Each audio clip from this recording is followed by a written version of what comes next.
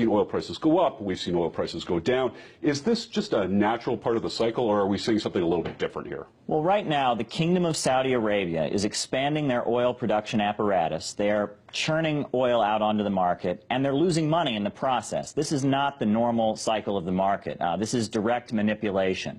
In the 1980s, the Reagan administration and Brzezinski, they deliberately manipulated the oil prices in order to hurt the Soviet Union. And I believe that today they are manipulating the oil prices and trying to hurt Russia as well as Venezuela and Iran. So do you think that they're actually getting the intended effect this time around? Well, I was in Caracas during the parliamentary elections recently, and I'll tell you those elections were a direct result of the drop in oil prices. They are trying to cash starve Venezuela, Iran, and Russia. These are all countries that have a vibrant, independent economy that is based on the public control of natural resources, namely oil and natural gas. And essentially, the goal is to cash starve the government sectors of the economy and create a political crisis. And they have been succeeding in doing that, at least in Venezuela and in other places. It's unfortunate, but let's keep in mind, oil is a very, very important resource in the global economy at this time. And if the prices can be manipulated, you can get a political fallout and take out your opponents.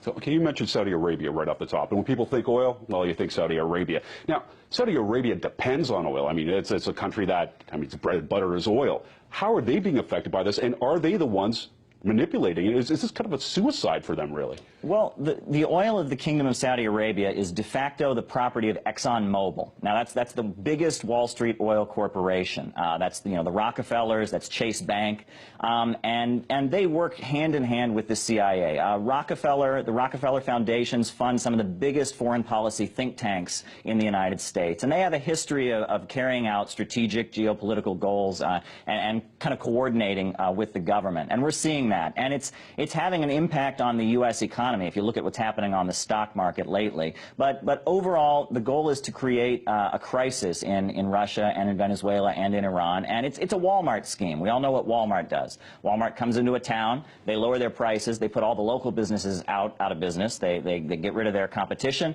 then they raise the prices back up. And that's what they're doing on a global scale. This is a global Walmart scheme being carried out by ExxonMobil and the CIA. So you're talking about some private interests, you're talking about the CIA here. How does the Kingdom of Saudi Arabia, which was always kind of teetering, how do they react to this? How do they keep their power? Well, the Kingdom of Saudi Arabia has always been just a client state of Wall Street, right? I mean, you can go back to the 1940s when this relationship began.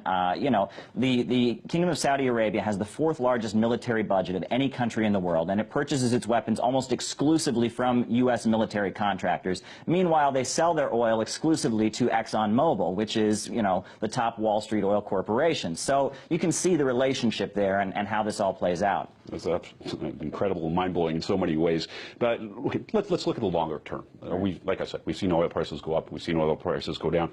Where do you think that these corporations and the CIA are in their interest scheme right now? Are we to see prices keep going down, or will they eventually go back up? Well, if you look at what's happening on the stock market right now, there's big problems. Now, they'd like to blame it all on China, but a lot of it has to do with the fact that all kinds of business interests in the U.S. from many different sectors have invested heavily in hydraulic fracking. And because the prices are getting to be so low, at this point, people are not seeing the return on their investment that was expected, and it's causing political problems in the U.S. You can talk about $2 a gallon and all of that, but it's not having a good effect on the economy overall. I think we're going to see a bigger fallout, and basically this strategy is not working out in the long term. Other than the Venezuelan elections, it hasn't had the political fallout that was expected in Iran or in Russia, and so I think the strategy is going to come to an end. The economy really can't tolerate these artificially low prices any longer. It's price manipulation, and it's not working out, and it needs to end.